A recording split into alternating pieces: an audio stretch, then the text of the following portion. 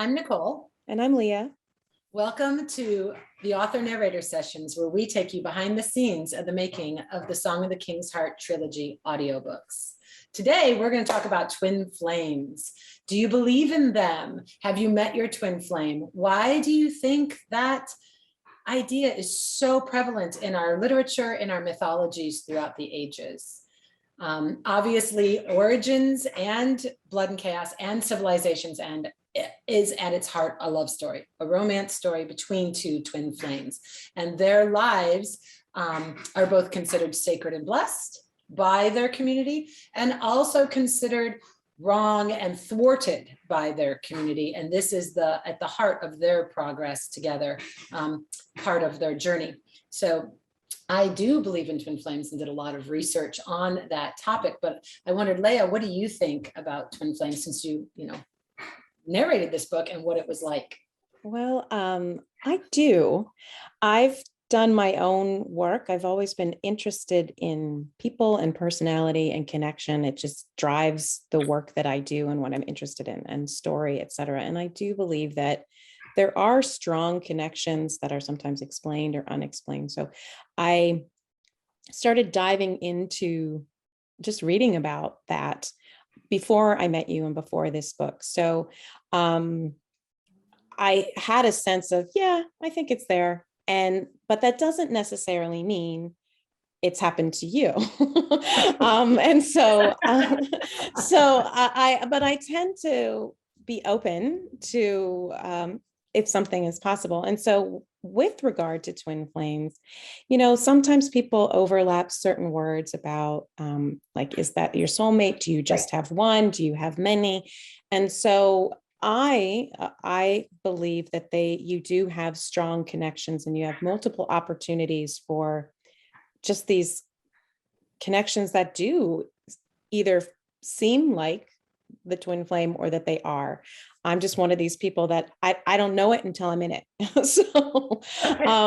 And I do feel that there have been, over time in my life, there have been people that have come into my life that I know that we have a very special connection, and it's almost like an unwritten power together.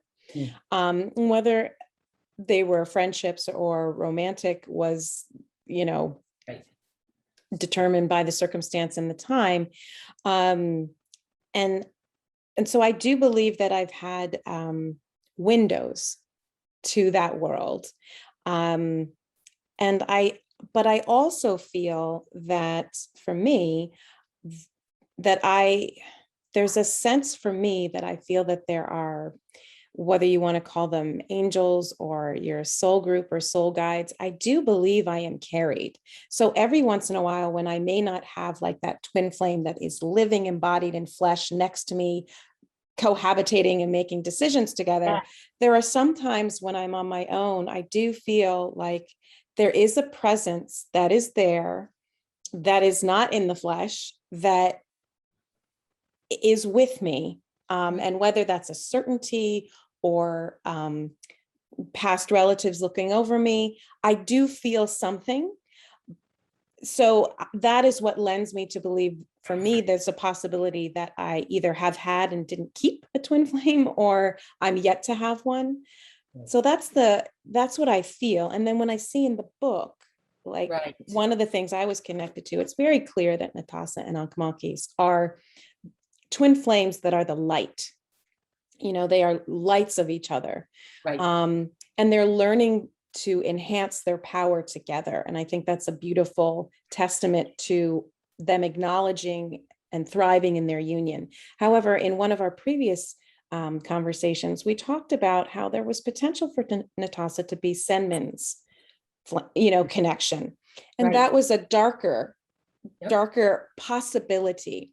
And so when I read about Senmin and read about Ankh-Morporks, it really had me dive a little deeper into the path that I was learning about myself and twin flames in that journey, because I do believe, for me, I've had more missed moments. Like there was a moment that could have turned into something. I don't think I've had a Natasha Ankh-Morporks experience. I've probably had, I definitely have had Natasha Senmin moments, just like, so That's what I've had. So what about you?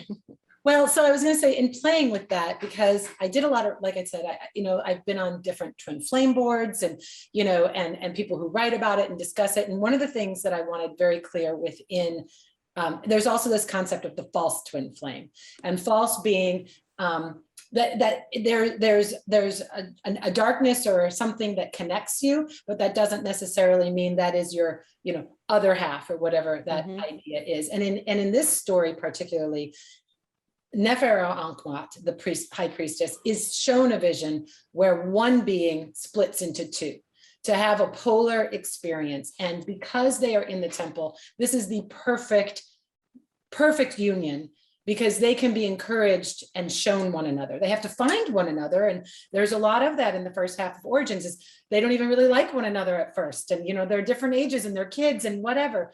But there's that. And then there's also this connection between her and Senman that is the false twin flame path. The connection that the two of them have is a connection of karma, but they are not a soul that split.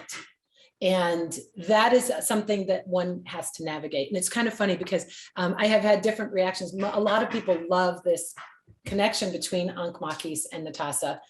I had one friend say to me that he just wished he could have a relationship like that after he read it. My own husband read it and he was like, we're not twin flames.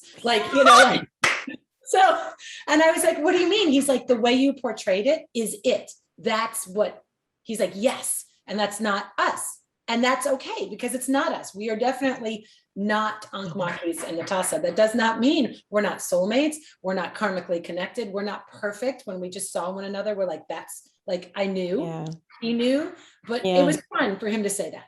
But I was like, great, and then there was sort of like this relief, like, we're not twin flames. One reader, Reagan, actually posted on our Facebook post about this. She commented that she does believe in twin flames, and she's seen twin flames in others. They've met, she knows they're twin flames. She's a very intuitive person. So she says she's seen this, but that in her viewpoint now, it doesn't look like a walk in the park, that they're addressing a lot of things, karma that's happened. If this idea is it's a split, and if everything is split, the one into the many, which is at the heart of Egyptian thought also. Ancient Egyptians believed that one was the largest number, and then everything is a fraction of it. So we're all a fraction of the one, which means we're all split and we're all connected, right? At some point. And then when you come back together, sometimes that into that origin split, which how can you even know what that is, right? She's seen them together and it's like, wow, you've got a lot of stuff that you did independently for many millennia, like, where does this person go? Where does that person go? Who are they dealing with? And when they come together, it's not a walk in the park, that there's a lot of revealing. It can sometimes be the most challenging relationship that she has witnessed in people. And then she also writes that a lot of the twin flames she's met are not lovers, but rather working on something very important, even if it's a friendship. I was actually going to say that when you brought up that comment that, I don't really think I've witnessed, definitely not in my life, but I don't think I have witnessed twin flames that are romantically linked. I've witnessed what I believed were twin flames that were friends or partners or like work partners or people that come together, do the work that's needed and don't need to live together in order to do that work. So that's something also that, not to interrupt, but as part of your theme of how Natasa and Makis astral travel. So I'm not saying I've experienced astral travel, but it's possible that some of the twin flames that I've met found a way to communicate over distance because they did not cohabitate. Yes. I think that would be I definitely could see that happening. And I think I've observed that in certain pairings and that works too. And actually, as the books go through, I do definitely play with this idea of, you obviously love your twin flame because it is you. There's a I It's as Natasha says, I am you, not yours, and you are me, not mine, right? You can't have a possessiveness in that. Mm. But does that mean you can't love anyone else? And that you can't have romantic, deep, caring love with anyone else? And that is where I will leave this conversation, because I absolutely explore that through the next two books, through Blood and Chaos, and then in Civilizations. And that is part of the theme in the challenge. I can't wait. All right. Okay, catch you later. Bye.